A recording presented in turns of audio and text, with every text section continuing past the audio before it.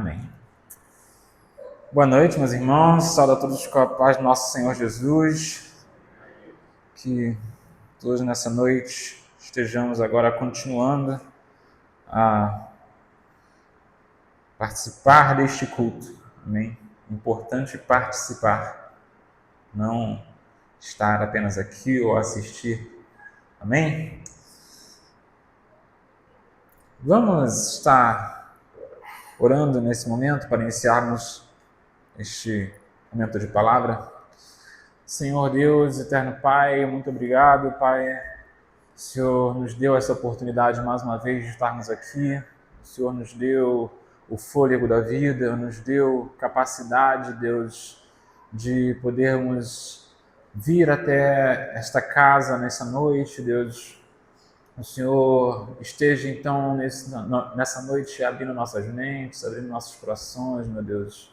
Que o Senhor esteja fazendo com que possamos estar realmente abertos a te ouvir as tuas palavras, que cada um aqui esteja sensível não a minha voz, mas realmente a tua voz, meu Deus. Que tudo que eu disser aqui possa estar sendo guiado por ti e que o Senhor esteja cuidando de cada um em seu íntimo, Pai. Seja conosco nessa noite, é o que te pedimos, em nome de Jesus, te agradecemos, Deus. Amém, Senhor. Bom, não vou pedir por enquanto para colocar nenhum versículo aqui, mas quantos aí não sabem, não vou perguntar quantos sabem, vou perguntar quantos não sabem que nós estamos fazendo uma leitura. Esse ano passado fizemos a leitura da Bíblia toda, né? A igreja fez o desafio, né? Infelizmente eu não consegui completar, mas tudo bem. Fizemos um desafio aí. Temos ali um cara que conseguiu. Muito bom.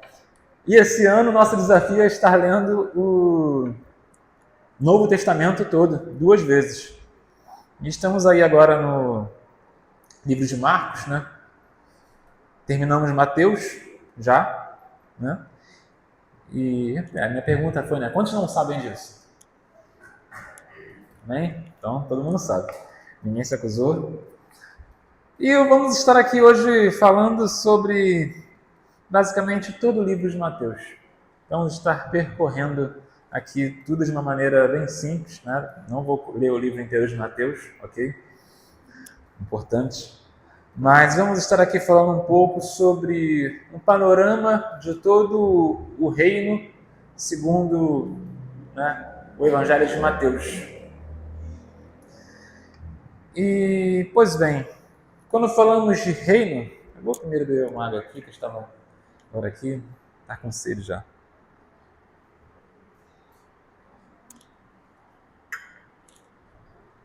Quando falamos de reino, digo no sentido do mundo, né? Temos muitas questões que podemos dizer que são obrigatórias, talvez, coisas que são necessárias para um reino existir, um reino realmente poder ser chamado de reino.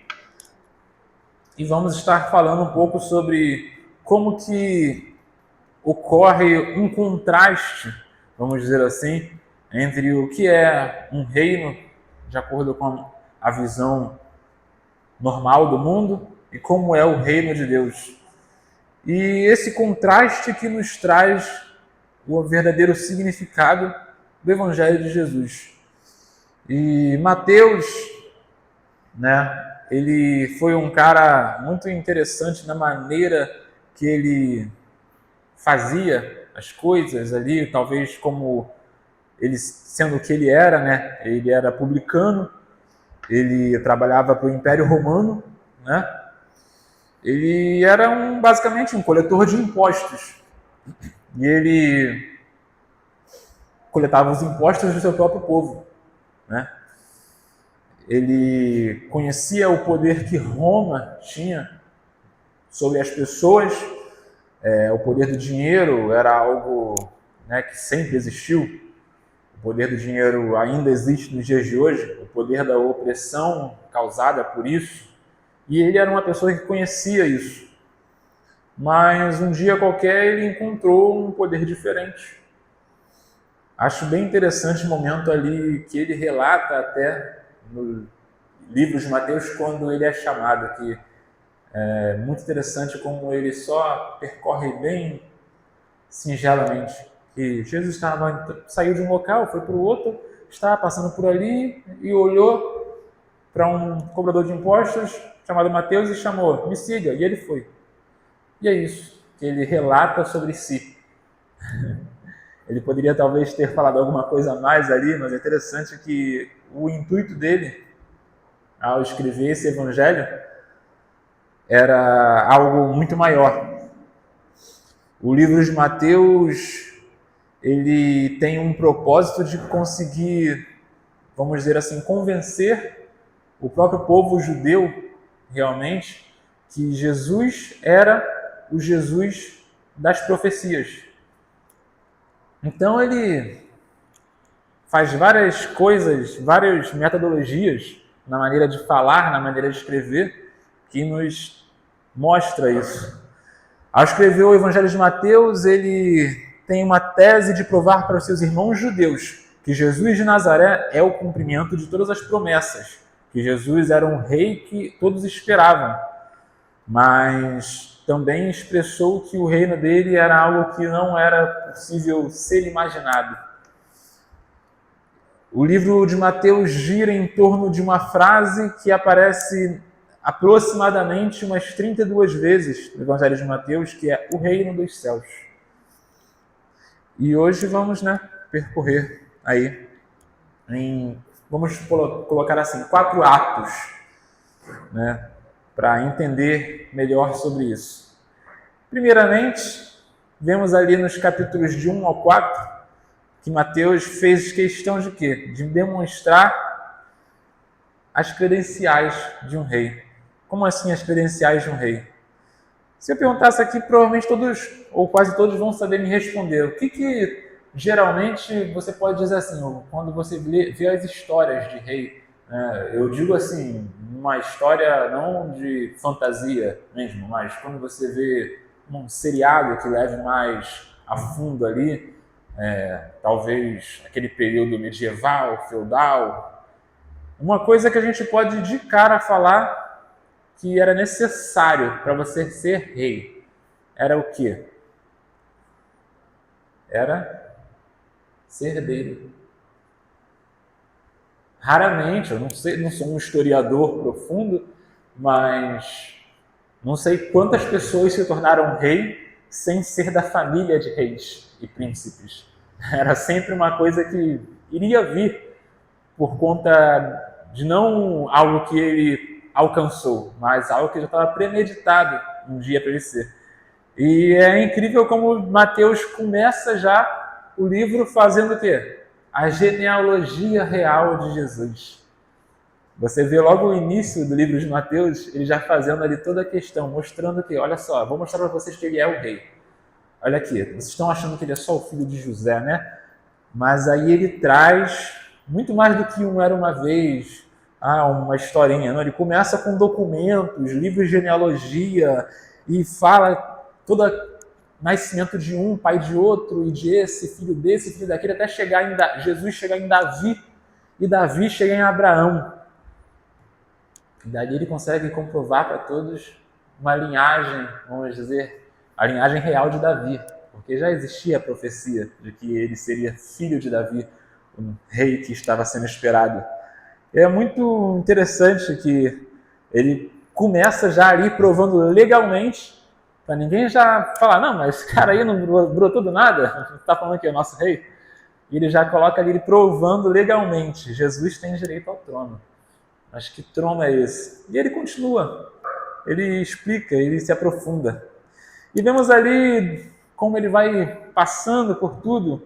Temos ali o nascimento de Jesus, que muitas vezes vemos o que? Quando um rei tinha filhos, acontecia que várias pessoas vinham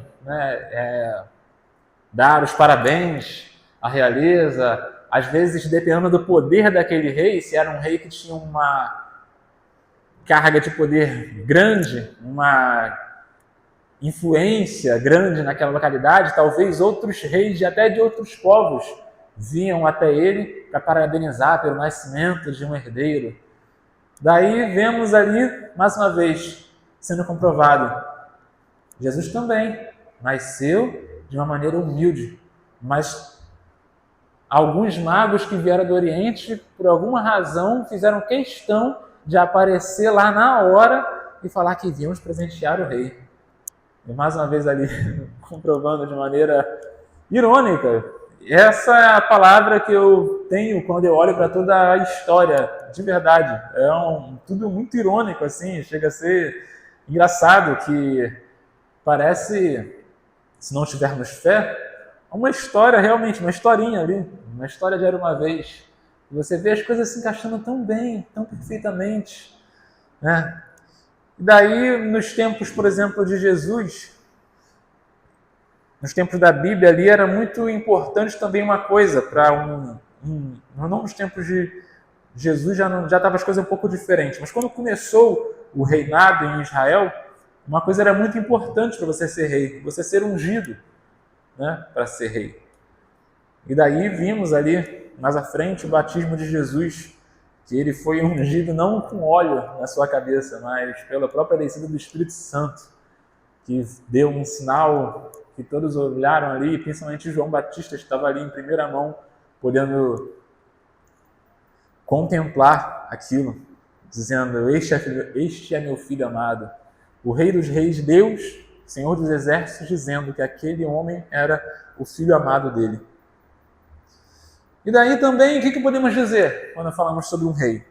Um rei precisa ter o quê? Vitórias, né? Como é que fala assim?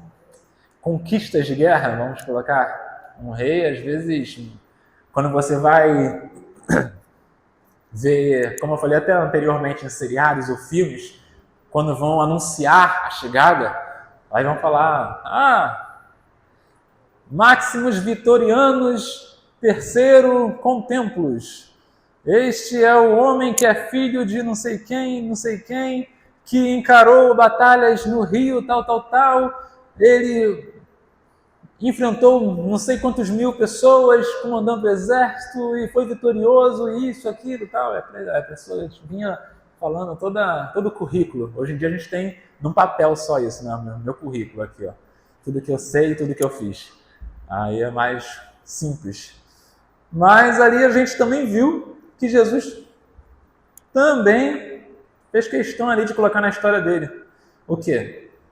Dá para colocar realmente: este é Jesus, filho de José, que é filho de fulano, de ciclano, que é filho de Davi. Este que no seu nascimento recebeu o presente dos magos vindos do Oriente e que foi ungido pelo próprio Espírito Santo, que desceu dos céus assim, assado. E ele que enfrentou o segundo maior inimigo da humanidade, o próprio Satanás, depois de 40 dias árduos no deserto, sem comida, sem bebida e tal. Olha a história se fazendo linda e maravilhosa. O segundo maior inimigo, por quê? O primeiro maior inimigo é você mesmo. Você é seu pior inimigo. Eu sempre vou dizer isso. Não culpe o diabo por tudo. Muitas das vezes, a própria Bíblia vai deixar isso bem claro para a gente, né? Nós somos tentados pelas nossas próprias vontades. Nós somos tentados pelos nossos próprios prazeres. E daí existem muitas pessoas que vão sempre estar insistindo em dizer que estão passando por uma provação que o diabo colocou na vida dela, quando ela só não quer abrir mão do querer dela, da vontade dela. E vamos falar ainda sobre isso. Nós vemos então aí um conflito, como eu falei, ironia, né? Um conflito da vulnerabilidade do rei, na verdade, nesse início de Mateus, desses capítulos iniciais. Um mundo que esperava um rei que nascesse num palácio, talvez, cercado de guardas e riquezas e tudo mais. Os judeus realmente, vemos durante os evangelhos, se você ler, eles realmente esperavam um grande rei que fosse ali subjugar Roma e trazer de volta toda a glória do reino judeu, vamos dizer assim, talvez. Em vez disso, veio um Jesus nascendo vulnerável, em um lugar qualquer, que foi perseguido logo de início da vida por Herodes, um outro rei, precisou fugir como refugiado para o Egito. Então, vemos aí um rei do universo inteiro que depende dos cuidados de duas pessoas simples, José e Maria. A força de Deus, mais uma vez, se revelando na fraqueza, na fragilidade. Então, reconhecemos as credenciais de Jesus, mesmo ele parecendo vulnerável. Amém? Nós reconhecemos essas credenciais, mas ainda naquele tempo, naquele momento, ainda não estava sendo reconhecido isso. Ele passou por esse caminho até para poder dizer, né, que escolheu o caminho mais difícil. Esse não foi um caminho de glória imediata, não foi um caminho que já era certo ali, mas um caminho de obediência ao Pai. Então, se formos continuar falando sobre esse contraste de reino, vemos ali o quê? Que Jesus já então começando o seu ministério, após ser batizado, após passar tudo aquilo, então vou começar o quê? A propagar o meu reinado aqui. Ele começou a, vamos dizer, entrou em campanha eleitoral, né? Vamos dizer assim, de uma maneira bem simples de entender.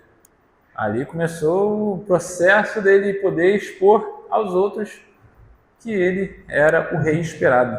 E vemos ali, nos ensinamentos dele, nada mais do que o quê? Uma coisa que rege o nosso país é a nossa Constituição. Aquilo que deve reger o país é isso, né? E Jesus foi ali expondo nada mais do que a Constituição Federal do Reino de Jesus. Nos próximos capítulos, mais ou menos dos 5 ao 7, vemos ali diversos momentos, toda hora Jesus ensinando, fazendo parábolas, operando milagres até, mas ensinando muito. Então, como todo reino precisa ter leis, vamos dizer, né? Já existiam as leis dos judeus, a lei de Moisés, mas ele quis expor as leis de uma maneira diferente, as leis de uma maneira que realmente não fazia as pessoas atenderem àquela lei porque tinha que ser atendido, só porque sim, mas atender àquela lei porque eles compreendiam que deveriam ser daquela maneira, compreendiam que eles precisavam realmente querer seguir, querer obedecer por amor.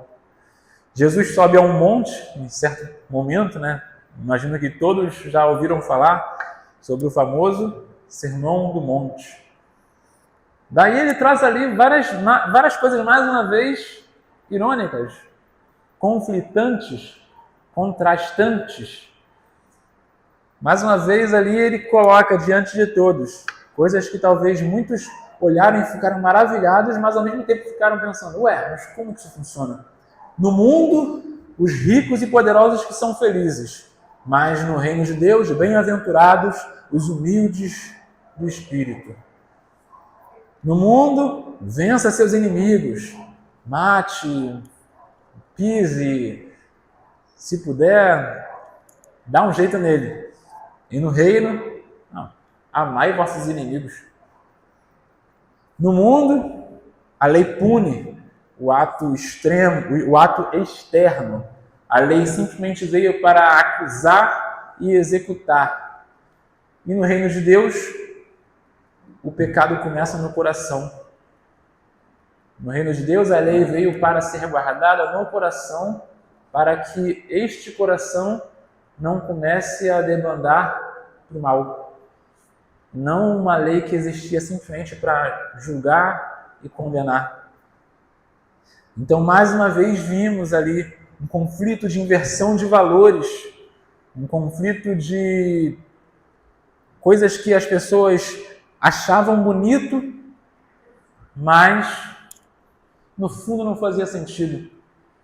Nós até hoje mesmo ainda somos assim muitas vezes, né? Vemos muitas das vezes que não percebemos a profundidade da Bíblia, a profundidade do que Deus fala ao nosso coração, a profundidade do que estamos aprendendo em certo momento, talvez, e por aquilo talvez não ir de acordo com algo que já está crescido e implantado em nosso coração, essa palavra geralmente ela vai se esvaindo. E aconteceu com muitos ali, que aceitaram de uma maneira bonita, ficaram agraciados, mas algo que se esvaiu. Muitos ali inicialmente seguiam a Jesus, mas mais à frente vemos que se dispersavam. Então, existiu aqui, como eu falei, o choque cultural. O senso comum diz: vingue-se, acumule tesouros e busque sua própria glória. E a constituição do reino diz o oposto. Para subir neste reino você precisa descer. Para ser o primeiro você precisa ser servo. Para viver precisa morrer para si mesmo. Se fôssemos julgados pela constituição do reino, seríamos considerados cidadãos fiéis ou traidores? Todo mundo pode se examinar, mas uma coisa é certa: se todos nós fôssemos julgados pela constituição da lei que veio antes de Jesus, tenho certeza que a grande maioria de nós hoje em dia estaríamos condenados, realmente. Sem a graça de Jesus, o que seríamos de nós? O que seria de nós sem a misericórdia de Jesus? A nossa justiça, por acaso, excede a, por exemplo, dos fariseus, que era só uma aparência? Muitas das vezes não. Muitas das vezes, realmente, estamos apenas mostrando as aparências, mostrando o que está no externo, mostrando o que realmente queremos mostrar, e não o que está em nosso coração. Mas, enfim, uma reflexão. Então, Jesus ele vai se autoafirmando durante todo o processo ali, se autoafirmando com os suas conquistas, como eu falei, né? Não somente ali vencendo o diabo na tentação do deserto, mas também mostrando o poder do seu reino, o poder que ele tinha sobre tudo. Vemos ali nos capítulos, também sempre mais ou menos, colocando de 8 até lá, mais ou menos no capítulo 25, assim, ele fazendo diversas demonstrações de poder e do mistério que tinha nesse reino. O rei demonstra o quê? Então, a sua autoridade. O rei começa a demonstrar que ele tinha o poder de rei. Mas, infelizmente, por incrível que pareça, por mais que ele fizesse coisas grandes, maravilhas incontáveis, o povo o rejeitava. Tinham pessoas que diziam que ele operava milagres através de demônios. Tinham pessoas que diziam que ele, na verdade, não era enviado de Deus, mas enviado, talvez, do inferno, não sei, de Satanás. Embora ele fizesse coisas maravilhosas, incríveis, ensinasse coisas tão perfeitas, as pessoas ainda o rejeitavam. Vemos, às vezes, hoje em dia e pensamos, né? Como que é possível isso? Mas se pensássemos realmente com sinceridade, se fôssemos nós naquela época, eu não sei qual seria a nossa reação a Jesus, qual seria a nossa real convicção ouvindo as palavras de Jesus, seus ensinamentos, nos momentos que aquilo que ele dissesse conflitasse com aquilo que a gente aprendeu a nossa vida toda, ou conflitasse com aquilo que a gente tinha no nosso coração enraizado. Hoje mesmo eu estava conversando lá em casa com meu amigo ali, e a gente por acaso bateu naquele momento que Jesus estava lá, parado lá, sentado, e o pessoal chega com uma mulher adúltera. É uma passagem muito conhecida. Daí que acontece que eles trazem a mulher que foi pega em adultério. Então fala, ela precisa ser apedrejada de acordo com a lei. Então Jesus fala uma coisa muito simples. Aquele que não pecou pode começar. Em nenhum momento ele falou, não vai não, está errada essa lei. Não, ele falou, não, está corretíssimo vocês, a lei diz isso. Mas ele também falou o quê? Mas se vamos seguir a lei, então vamos seguir desde o início. Todos vocês cometeram coisas provavelmente que eram para serem apedrejados, mas estão aqui vivos. Então, vamos lá. Vamos supor que todos aqueles que estavam ali diante de Jesus fossem realmente condenados pelos pecados que eles já tinham cometido na vida. Talvez muitos, ou talvez todos, estariam mortos já. Talvez apedrejados em algum momento da vida. Aí eu estava até conversando sobre isso lá. Talvez a mulher nem seria encontrada em adultério, pois não teria nenhum deles vivo. Mas eles estavam lá. E interessante quando a Bíblia diz que do mais velho ao mais novo foram largando as pedras. E foi ali quebrado um ciclo de entendimento de que a lei só servia para quem era pego. E começou-se então o entendimento de que a lei precisava estar no seu coração para você não querer cometer e não para você tentar não ser pego. E é maravilhoso isso, é lindo, de verdade, quando percebe ali qual o intuito. Não era só uma questão ali bonitinha que Jesus fez ali, que todo mundo hoje em dia canta e fala. Qual era o intuito profundo de Jesus naquela passagem?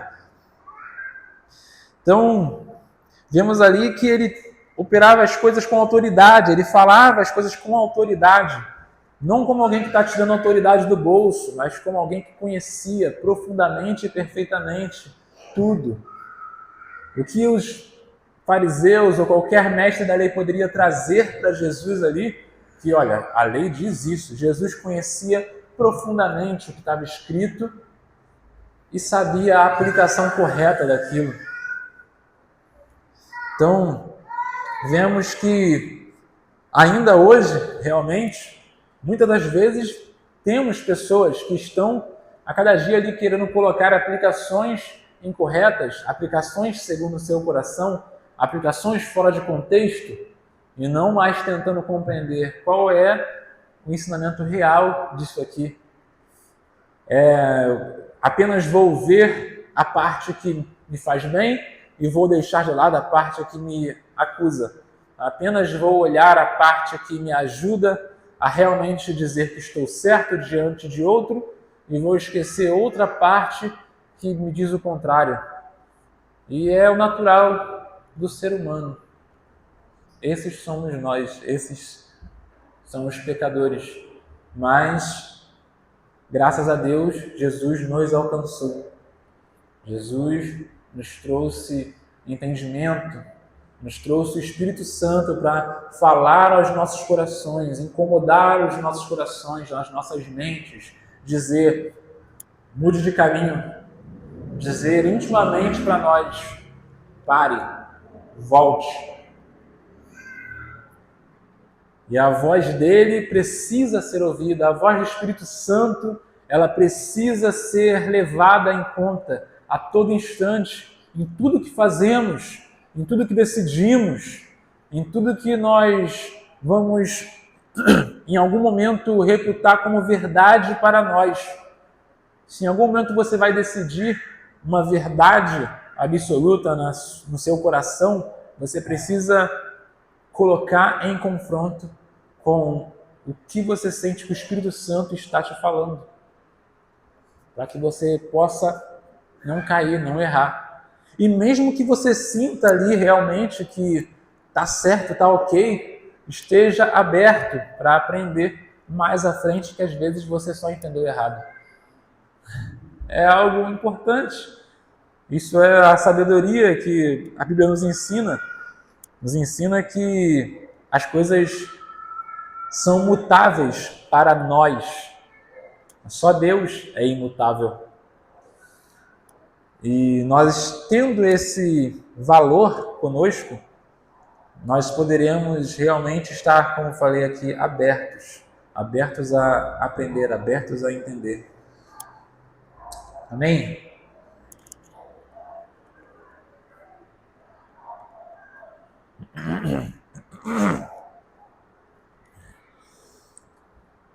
Mas Mateus ele intercala vários milagres e obras de Jesus em parábolas, discursos. Como eu disse, ele fez sempre com muita autoridade, né? Jesus cura leprosos, acalma uma tempestade. Eu acho que realmente entendo, às vezes, quando na passagem da tempestade, os discípulos no final olham e dizem: quem é esse que até os ventos e os mares lhe obedecem? Que uma coisa, não sei, pode não fazer sentido até, mas uma coisa parece que é mais fácil de entender Jesus tocando num cego e ele ficando curado e começar a ver, do que de repente uma força absurda na natureza tá lá e de repente ele se acalma aí. Então, não, que é isso? Não dá. Quem é esse?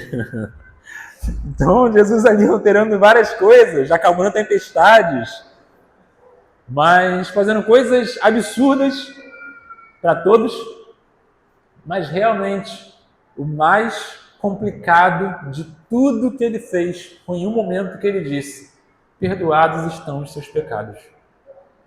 Esse era o mais difícil, o mais absurdo e complicado. E ele vai lá com toda a autoridade e diz: perdoados estão os seus pecados. E quando é indagado: você pode perdoar pecado agora? Eu posso chegar aqui agora, olhar para ela e falar: seus pecados estão perdoados. Mas quem me garante isso? Como eu posso comprovar? Então ele vai lá e faz algo incrível, genial, a sacada do século, do milênio. Ele olha assim: bom, o que é mais fácil eu olhar e falar? Perdoados estão os seus pecados, ou levanta e anda? Já que o cara era paralítico. Aí, é mais fácil falar perdoados estão os seus pecados, né? Que ninguém sabe se foi ou não foi. Mas falar levanta e anda, o cara tem que levantar. Então, levanta e anda, o cara levantou. Então, se ele levantou, eu posso perdoar pecado. Foi quase aqueles memes. Stand up! Botou o óculos. Ali acabou, não tem mais discussão. Então, Jesus vem ali não com um cetro, uma espada, uma lança, uma armadura gigante a cavalo. Ele vem com poder de uma maneira diferente, uma autoridade que, embora todos rejeitassem, era algo que, convenhamos, não dava para dizer que era mentira. Diante de tudo isso, o povo estava mais acostumado, talvez, a seguir uma autoridade que ia oprimir eles. Se chegasse um rei realmente ali totalmente armado, com um exército, e dissesse: eu tenho poder, fique de joelhos diante de mim, eles ficariam, pois estavam acostumados ao quê? Ao medo, à lei, à opressão. Então Jesus chega com uma autoridade totalmente diferente, que é a autoridade que você precisa crer, e não eram capazes.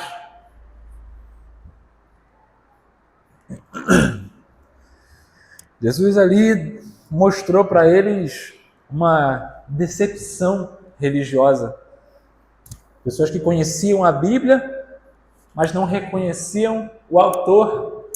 Na verdade, não era Bíblia exatamente, não tinha exatamente a Bíblia compilada naquela época. Mas tinham ali vários escritos, várias histórias, várias leis, ordenanças, e não estavam vendo o próprio autor daquilo tudo na frente deles. E daí vemos uma vez até uma frase que eu vi numa lição da EBD, né? Dizendo que se você lê a Bíblia sem perceber Jesus em cada uma das páginas, você só está lendo um livro qualquer. Ele pode até te trazer algo, Ele pode te trazer transformação de diversas coisas em você, porque ele ensina muita coisa moral, ética. Mas se você não tem o autor da Bíblia presente contigo enquanto você a lê, você não está lendo a palavra de Deus, está só lendo a Bíblia. E é isso que é importante, termos este autor da vida, autor do universo, autor das palavras que nós seguimos junto conosco. Então, eles esperavam um libertador político para expulsar Roma, mas Jesus veio para expulsar o pecado. E eles não estavam preparados para isso. E nós também, muitas vezes, não estamos preparados para isso, pois queremos o Jesus que nos dê, como falamos muitas vezes, a bênção, queremos o Deus que nos dê o livramento do homem mau, o livramento da doença, mas não o livramento do pecado. O livramento realmente daquilo que nós achamos que faz mal para a gente, mas não queremos o Deus que nos livra de nós mesmos, o Deus que nos livra do nosso ego, do nosso egoísmo, da nossa falta que temos de entendimento sobre nós mesmos. Deus, Ele te conhece melhor que você. Deus, Ele me conhece melhor que eu. E muitas vezes negamos esse Deus que nos conhece melhor que a nós mesmos. Então, repetimos muitas vezes os atos dos santos que rejeitavam o verdadeiro santo. Os súditos que rejeitavam o rei. Enquanto muitas vezes acontecia algo irônico também na história ali de Jesus. Os pecadores, aqueles que não eram para ser os súditos realmente, que eram publicanos, prostitutas e várias diversas pessoas, eles recebiam aquele rei. Por quê? Como Jesus mesmo disse, né? É o doente que precisa de médico. Então, quando este que estava doente recebia a cura, ele via realmente a maravilha. Mas aqueles que estavam ao redor e só contemplavam, muitas vezes não percebiam. Então, a religiosidade pode nos cegar, às vezes, para a verdadeira presença de Deus. Precisamos estar dispostos a seguir um rei que trabalha de forma silenciosa, cujo poder muitas vezes pode nos decepcionar nossas expectativas, decepcionar as grandezas humanas, decepcionar aquilo que almejamos. Às vezes a vontade dele vai nos decepcionar, mas porque estamos simplesmente querendo uma vontade que veio de algum lugar, por algum motivo, que não paramos para tentar olhar realmente se era a vontade de Deus na nossa vida. Que a Bíblia diz que a vontade dele é boa, perfeita e agradável. Boa, perfeita e agradável. Se tirar o boa e agradável, deixar só o perfeita já é suficiente. Perfeito é o quê? Algo perfeito. Perfeito é perfeito. Né? Não é igual uma babá quase perfeita. Não, é perfeito. Né? Então, é isso. Não tem como falar algo mais profundo que perfeito. Então, se falar, a vontade de Deus é perfeita. Ok, era para ser suficiente. Mas aí ele vai um pouquinho mais e fala, é boa, perfeita e agradável. Só para ainda te dar um pouco mais de enchimento aí. Vamos dizer, encher linguiça. Então, vemos aí, continuando, durante todo o processo ali de Mateus, escrevendo sobre o rei, tentando de todas as maneiras comprovar, mostrando toda essa autoridade que o rei tinha. Aí ele chega no ápice, ato final, nos capítulos finais que fala sobre o sacrifício desse rei. Qual rei morre pelos seus súditos? Alguns, de repente, na história, como eu disse, não sou um exímio historiador, alguns, de repente, fizeram algum sacrifício lá, foram para a guerra e morreram na guerra, mas convenhamos que, não vou falar todos, que eu não sou dono da verdade, mas a grande maioria, quando morreu numa guerra, não morreu pelo seu povo, morreu pela sua honra própria. Morreu pela honra do seu reino, a honra da sua grandeza, a honra das suas riquezas, a honra do seu próprio poder. Mas qual é o rei que morre pelos seus súditos?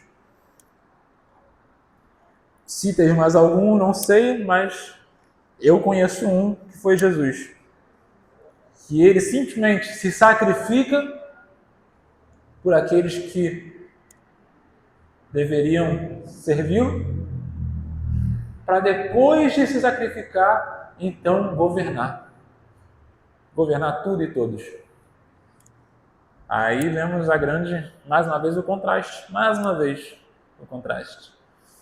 Em vez de ver um rei que simplesmente governa e depois acaba morrendo, não. Esse é um que morreu para depois realmente tomar todo o poder e ter sobre suas mãos.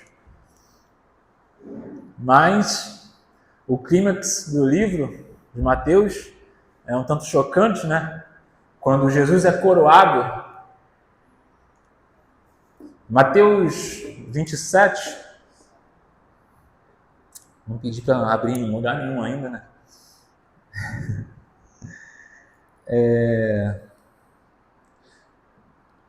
Mateus 27.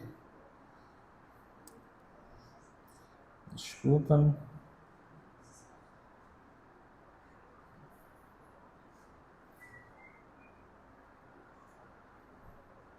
Versículos.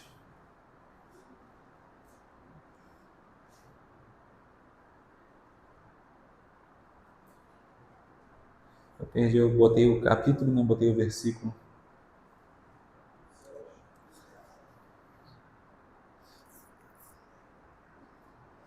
27 e 27, isso aí.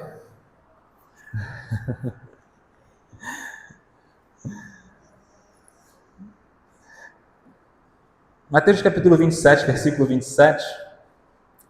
Vou ler um pequeno trecho. Diz assim, até o versículo 31. Logo a seguir, os soldados do governador, levando Jesus para o pretório, reuniram em torno dele toda a corte.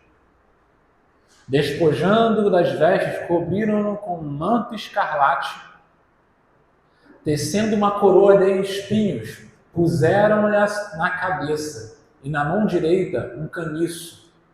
E ajoelhando-se diante dele, o escarneciam, dizendo, salve, rei dos judeus! E cuspindo nele, tomaram o caniço e davam-lhe com ele na cabeça. Depois de o terem escarnecido, despiram-lhe o manto e o vestiram com suas próprias vestes. Em seguida, o levaram para ser crucificado. Este é o clímax do momento de rei. O rei é coroado com uma coroa de espinhos, recebe um cetro, o qual foi utilizado para bater nele mesmo, e apenas para ser um símbolo de escárnio. Um manto foi colocado sobre ele. Mas essa coroação, embora pareça estranha, os soldados romanos zombavam, dizendo, salve, rei dos judeus, sem saberem realmente que eles estavam falando da pura verdade. Eles foram utilizados naquele momento para simplesmente verbalizar o que era a mais absoluta verdade. De uma maneira brutal, eles disseram, salve, rei dos judeus. Ficaram prostrados diante dele. Diz a palavra também que colocaram uma placa na cruz, como fosse uma piada, dizendo isso. Mas eles estavam, na verdade, simplesmente dizendo a mais pura verdade. E Lucas, saindo um pouquinho de Mateus só, 23, 34. Lucas 23, 34.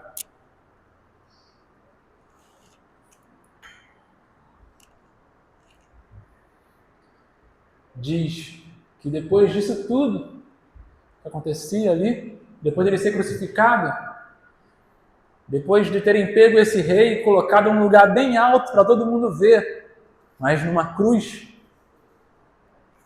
ele olha e diz: Pai, perdoa-lhes, porque não sabem o que fazem. Então, repartindo as vestes dele, lançaram sorte. Só esse versículo mesmo. Diante de tudo isso, diante de todo o sofrimento, diante de tudo aquilo, o rei máximo do mundo olha para eles e diz: Pai, eles não sabem o que estão fazendo. Eles estão aqui dizendo Rei dos Judeus sem perceber que é a verdade. Eles estão aqui colocando uma coroa de espinhos sem saber qual é a verdadeira coroa que já está em mim. Porque mais à frente, no capítulo 28, o livro não vai terminar em tragédia. O livro não vai dizer que Jesus morreu, foi crucificado, foi abatido, escarnecido, e é isso. Esse é o paradoxo do rei. Não. O rei vence. Vence aquilo que nenhum outro rei poderia conseguir vencer. O exército mais poderoso não se comparava. Vencer algo como humanos não se compara a vencer a morte. O rei consegue vencer a morte.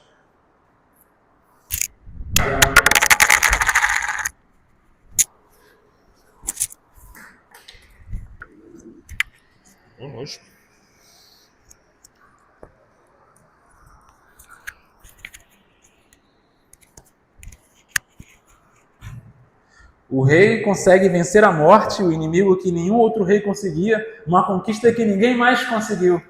E daí o ato final realmente dizer: olha só, eu quero ver alguém conseguir um rei mais digno do que esse. Amém? Glória a Deus. Vendo, falando um monte de coisa aqui triste, né? Tô vendo o pessoal meio assim, né? Começa a falar da morte de Jesus, de como ele sofreu, de como foi escarnecido, aí vê o pessoal já baixando a cabeça um pouco assim. Não. E, felizmente, é por causa desse sofrimento que você está aqui hoje, que você tem liberdade, que você tem alguma coisa para dizer que é maior do que todo o seu sofrimento, maior do que toda a sua dor, maior do que tudo aquilo que você tenha de mal na sua vida. É graças a esse sofrimento, graças a isso que você tem essa oportunidade de estar aqui nessa noite. Temos então toda a autoridade depois colocada sobre ele, e ele mesmo verbaliza isso, dizendo que toda a autoridade me foi dada nos céus e na terra. E diz o ide. Então ide por todo mundo agora, manda os apóstolos irem fazerem a obra dele. Então o momento em que ele pareceu mais derrotado, que foi a cruz, é o momento exato da sua maior vitória. Ele venceu o mundo inteiro, não matando o mundo, mas salvando o mundo inteiro. Ele conseguiu vencer tudo. Então Mateus nos apresenta este Jesus, não apenas como um Salvador para nos levar ao céu, simplesmente. Ele tentou mostrar Jesus realmente como, falei aqui, um rei. E um rei, ele exige realmente lealdade, né? Vemos aqui Herodes, na história, que tentou matar o rei, os fariseus que tentaram desacreditar o rei, Pilatos, que lavou as mãos diante do rei, decidiu não olhar para o rei, deixar que fizessem o que fosse, Judas, que traiu o rei, e vemos então os apóstolos que adoraram ao rei, obedeceram ao rei e cumpriram o ide que foi capaz de se propagar por todo o planeta Terra, por todo o mundo. Foi bem longe daqui que aconteceu tudo isso. Graças a isso, estamos aqui hoje, chegou aos nossos ouvidos, chegou ao seu coração. Você pode glorificar a Deus por isso, porque a mensagem de Mateus é, em essência, né, essa intenção. É uma ironia, como eu falei no início, como que pode um símbolo que trazia apenas horror e morte naquela época, como a crucificação, nos trazer redenção? Como que pode um rei vencer perdendo?